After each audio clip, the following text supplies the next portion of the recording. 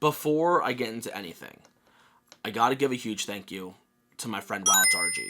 If it wasn't for him, I wouldn't have got my YouTube channel back as quickly as I did, and he's a real MVP. So, if you can go to his channel, subscribe, and go to his latest video, and just comment thank you, he'll hopefully know that was me. Because he's also a Sonic content creator, and does a lot of Sonic Speed Simulator stuff, talking about like new skins or new leaks or anything that happens like that. So if you like my stuff, you might like his stuff too, and he's a good friend of mine, so please show him love and support. That said, hello, what's up guys? I'm Kyle from KGR, and my YouTube channel got hacked. In fact, it wasn't just my YouTube channel, it was my whole Google account. So, how did all this happen? Was it an email? Would I click some PDF? Not entirely. So all this happened on a Friday night. It was December 6th. I'm at work, and I get a Twitter DM. Some lady that says that she represents some microphone company and how they essentially want to sponsor me and send me some microphones or a microphone and have me do a 20-second ad advertising it. So, of course, when this is happening, I'm skeptical. So I look at the account. It's verified. That don't mean anything. But then I look at the history, and there is a good amount of history there. And all the links look legit as well in their account, talking about how they're affiliated with this other company. I'm not going to say who it was, because as far as I know, that account was probably compromised because there's way too much history there for it to just be a scam. So they're like, tell me if you're interested. So, of course, I'm interested after doing my initial look. And at that point, my guards are down now because everything looked fine. So then she says how contracts are typically about like $1,500. But it depends on certain things. That said, I have to sign an NDA first before I disclose anything, before I get into anything else. So they send me a link to the NDA, and it gives me some login code. And I'm reading through the NDA, and it's very loose, I should say. Like, it's like this can apply to anything. A lot of loose terms are being used. So I'm like, okay. It's not a very specific NDA. It's just don't talk about it. I'm like, okay. And so I go to sign it, and then it says, have you logged in with us before, or have you signed with us before? Because it's not the company's, like, NDA. Like, it's like a third-party website that deals with NDAs, which that's a common thing. So then it says, okay, in order for you to sign this NDA, we gotta make you a digital signature, so next time you do other contracts or NDAs through this website, we can verify that it's you, and blah, blah, blah. Now, keep in mind, I've worked with brands in the past, especially with Twitter DMs. Like, I've had Threadheads send me things. I almost did something with Jack Pacific. And then there's a couple other companies I'm about to work with here very shortly that I can't get into, not because of NDAs, because nothing's happening yet, and I don't want to promise anything yet. I don't want to say what's going to happen yet. The point is, this is not my first rodeo when it comes to Twitter DMs, but this is my first rodeo with a possible paid sponsorship. Everything else was just sent to me, and I was just told to make a video on it. So I go to sign an NDA, and it has me download some app to, like, make the digital signature. Hindsight being 2020, that was a bad call, but again, the guards were already down at that point because everything felt safe. And I click on the thing, and nothing happens. And it doesn't hit me until, like, a few minutes later, like, okay, something's gonna happen here really soon. This is malware. What's gonna happen? And then, shortly afterwards, that's when I get a notification from Google. It says, hey, are you trying to sign in from Russia? And I'm like, no, that's not me. So then it prompts me to change my password. But by the time it gets to that, it's already too late. They already changed the password. They already changed the backup email. They got rid of the phone number. They got rid of two-factor authentication. They got rid of the security key. They got access to everything. They got rid of everything very quickly. Now, how exactly does this all happen? This all involves login tokens. Now, how exactly does that work? I'll be real with you, I have no idea. I never really looked into this. I didn't know what login tokens were before all this happened. Now, I'm not going to pretend to be IT. As far as I'm aware, it essentially acts like your computer already. So you know when you log into something and it says, like, remember me, and it saves your password and all that stuff. And it identifies that it's your system. So when you log back in, it doesn't say, hey, someone's trying to log in. It essentially grabbed access, like it got that ability, so it can be accessed somewhere else, but act like it's mine, so it becomes an easy sign-in. And since all my passwords are saved through Google and Google Chrome, they had access to everything. So of course, I panic. Anxiety is through the roof. So I quickly start reaching out to Team YouTube on Twitter and to a couple of friends to let them know what's going on. And then it hits me. I know Wow, it's RG. He and I were already friends for a while at this point. But I know in the past he talked about how he would talk to YouTube partner support about whatever. So I'm like, okay, if he can easily talk to them, then that means he could possibly help me. And there have been times where I helped him. Like, I got him an early access code for Sonic Rumble back when I was only on, like, Apple devices, I think. Or just, it was a pre-beta thing and on mobile. I don't know. Point is, I had an early access code. He couldn't do it. So I gave him my code so he can make content on it. So it's not that he owed me. It's the fact that we're friends now. We got each other's backs. We will do anything for each other. Or at least I would. So point is, I reach out to him. And I'm like, hey man, can you hit up YouTube partner support for me? Because everything just got hacked. Everything's about to be gone. So thankfully, I do have a couple other recovery emails. And I changed the password on one of those emails. And I send that email to him. And then within an hour or two, I got YouTube support in my email. Which is incredible, by the way. Because trying to get a hold of anybody at Google or YouTube is like nearly impossible. Unless you go like through Twitter. I think I got support through my friend quicker than I did on Twitter. Again, this happened like December 8th, the beginning of the month. So I don't remember at this point. A lot was happening very quickly. So they had me fill out a form. They want me to give as many details as I can. And I do all that. And I'm shaking. Like, I'm literally shaking, filled with anxiety, not having a good time. So I couldn't sleep. So I get like maybe a few hours of sleep, I guess. And then I wake up at 4:30 in the morning. First, I check my email, and they confirm that my Google account has been compromised, and they locked it. But it don't matter at that point. They already got all the passwords. But then, I'm like, all right, I might as well just scroll through Instagram, just so I can pass out. I'm looking through, and I'm like, this ain't a Sonic action figure. Who's this lady? Only to find out that my Instagram's been compromised. So, I go to unfollow all those accounts.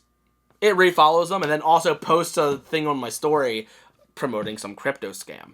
Now keep in mind, when it comes to my YouTube thing, even though they changed all my passwords and like got rid of all my things quickly, changing my YouTube itself actually took them at least an hour. It was a very slow process of making all my videos private, changing the name, changing the icon, the banner, and putting up new playlists and all this stuff like that. Like, that wasn't as quick as I expected, but at this point, that's already done. So then, I'm trying to go through Instagram, trying to fix this, and it just refollows the accounts, and I'm like, alright, let me dive into settings. Let me see if anybody else is logged in. But then it tells me how there is an Android device in India signed into my account right now. But it doesn't give me the option to just kick them off for some reason. But it will give me access to take off other accounts, like other devices I've had. Like, let's get rid of my iPhone that I haven't touched in like 4 years maybe. Yeah, let's get rid of that. But this person that's actually messing with my account right now that's not even in the same country as me, nah, that can stay. That's fine. It won't even let me touch that. So thankfully, I was able to change the password. I had to dig through a couple of menus. It was a big pain. I don't know if it's me being a boomer or if it really was that tough. I don't know. The point is, I changed the password. I fixed everything. Everything's fine. But then, I gotta start getting ready for work. I gotta get ready for a 10-hour shift working retail. I'm getting ready. And then, my phone blows up with 5 notifications from PayPal. Each transaction saying how they're authorizing a transaction of $1,123.58. So I look at the details, and it's an eBay transaction. It shows an eBay order number. It shows me an address that it's going to. It says my name, but it shows a Philadelphia address. I don't live in Philadelphia. I live in Pennsylvania, but not in Philadelphia. So I dispute all of those. And when I look at the details more, it says that it's routed to my bank account. So they're trying to pull over $5,000 on my bank account. I hate to break it to you. I'll be transparent with you. I'm in poverty. I didn't even have $500 in my account. If these hackers logged into my bank account and actually saw how much money I didn't have, they would look at it and say, there's nothing here. What do we do here? Do we just leave an apology note and then just leave this guy alone? No, that didn't happen either. So, I panic. I tell the guys at work, they already know that I got hacked. So, I let them know, hey, I gotta deal with this now. This is becoming super real, super quick. So, I can't come into work. I gotta fix this. So, I call the bank. I let them know what's happening. Then they send me to the fraud department. And thankfully, no transactions went through yet. Because with PayPal, it's not immediate, thankfully. At least when it comes to pulling money from your bank account. So, I go to the bank. And they set up a new account for me. And transfer all my funds from my other accounts. So, my $5. I'm kidding, but that's not that far of an exaggeration. So, when I fix that, I go to my mom's house. Because that's like a few minutes down the road at that point. So I'm like, okay, let me see my mom. So I let them know what's happening. And I need to get on someone's device to see what's going on in my channel. By the time I'm at my mom's house, they're already live. But I forgot to mention, on the way to the bank, I was calling a friend. And my Steam account got hacked. And it's sending out messages to people saying, hey, I got you a gift. But it's a fake link. It doesn't even spell Steam right. And then gets that information. So, I had to change my Steam password while I was at the bank. So then, after that's all fixed, I go to my mom's house because she's right by there. So, why not? So then I have my mom check out my YouTube channel, see what's going on. And they're live with a crypto scam. And it has 40,000 viewers on it. I'll be lucky to get 40 viewers on my streams. So, clearly it was probably view-botted. So I'm like, well, nothing I can do here. Just report it and go from there. So then, I later go home and I pass out because I had no sleep and I'm exhausted. So I pass out. And then I wake up from my nap and then I get an email from YouTube support saying, all right, let's try to reset your password for Google. If it doesn't work, let us know. It doesn't work, so I let him know. So the next morning, I get an email saying, all right, let's try this. But after you fix it, look at everything. Check out your Google AdSense. Check out your Google Pay. Look at other information. Change as many passwords as you can. Make sure everything's okay.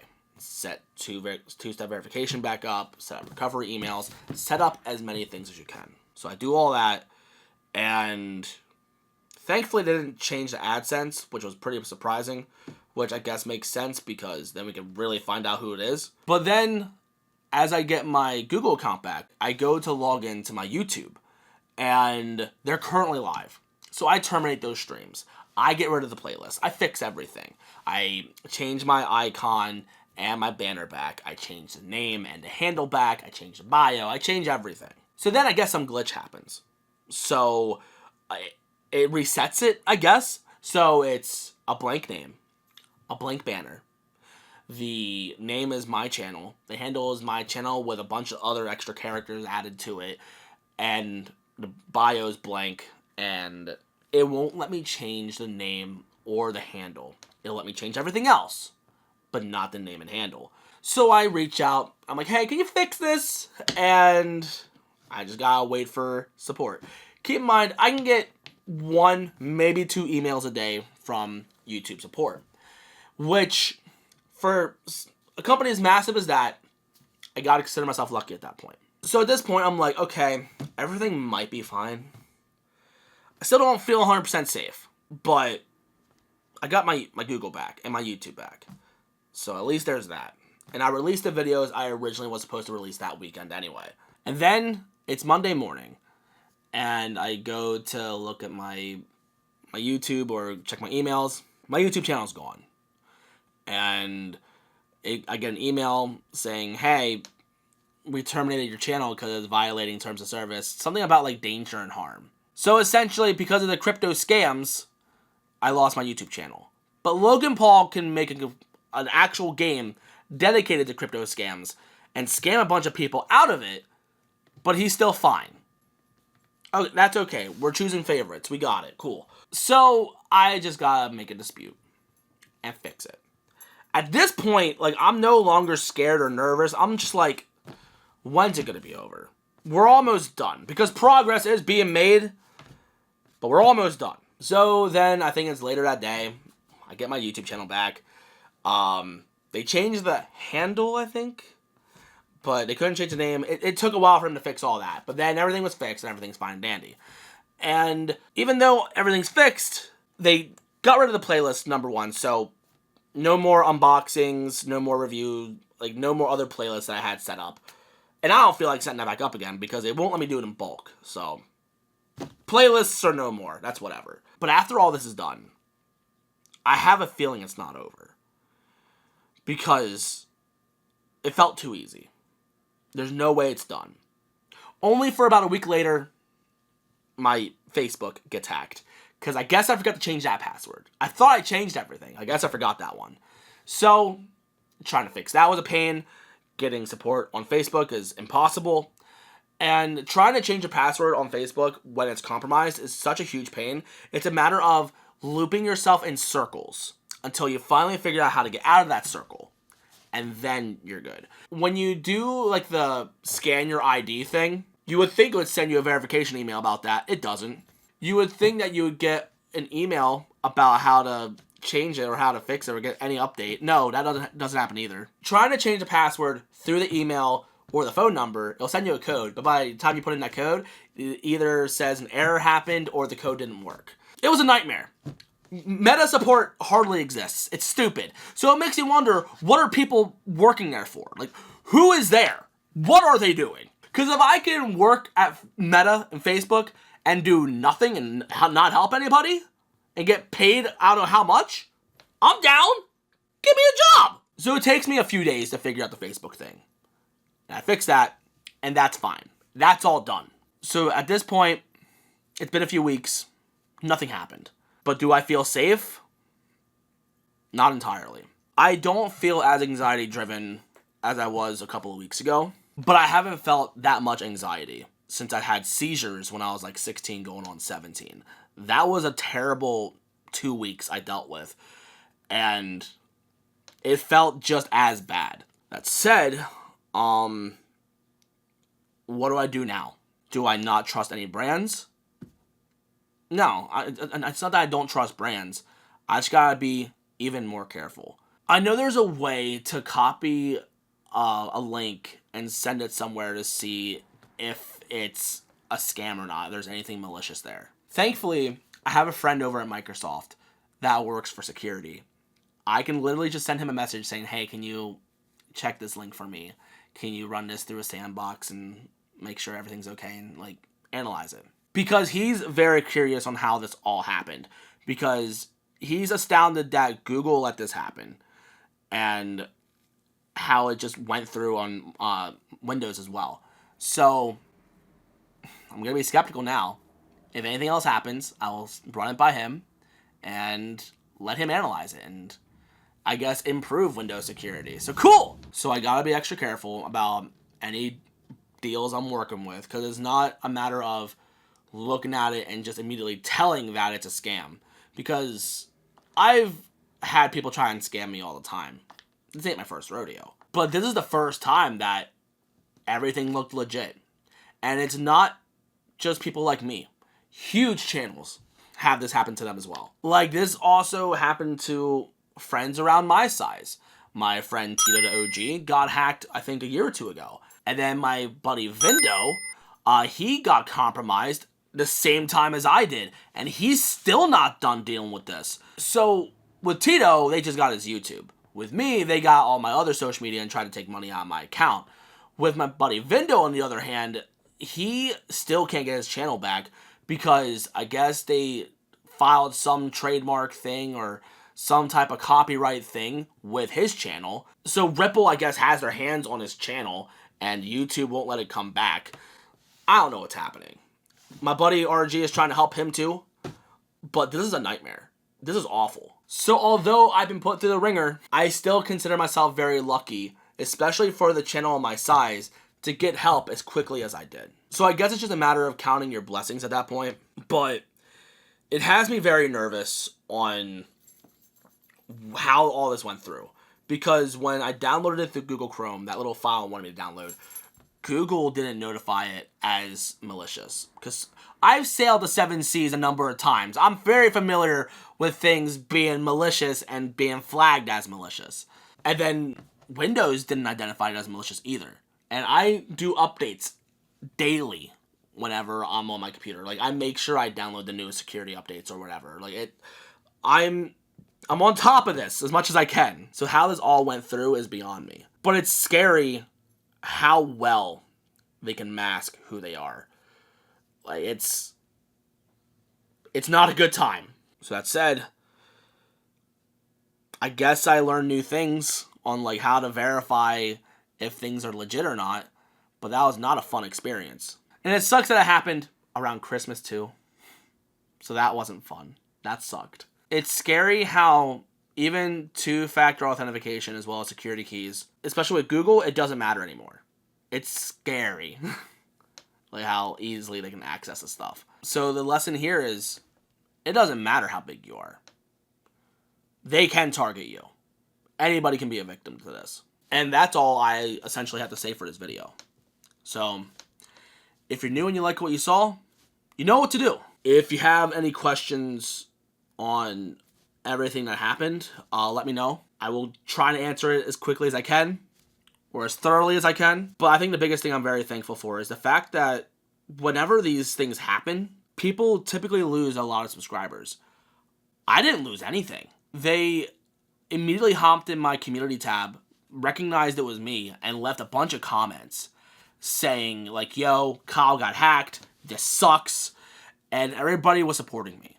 So thank you everybody that didn't leave the channel and also like alerted or like commented at least. And because people on Twitter were like saying, hey, team YouTube, help this guy. A lot of you guys are so awesome, and I'm very thankful for all of you. This was very painful because I've been doing YouTube for well over 10 years, and it's grown more and more, especially in this past 6 months, on how well it's been doing, like revenue-wise, growth-wise, everything. And I was almost willing to start over, but I'm thankful I didn't have to, because one, I've had this main email for since 2009, and also because I have so much history on this channel, and it's essentially a diary of how much I've grown as a person. So it's fun to look back, cringe, and then just count my blessings on where I'm at now. So from the bottom of my heart, thank you everybody for still being here, for helping me, supporting me, and not giving up, I guess. But thank you for watching. I love you guys to death, and I'll see you on the next one. So peace.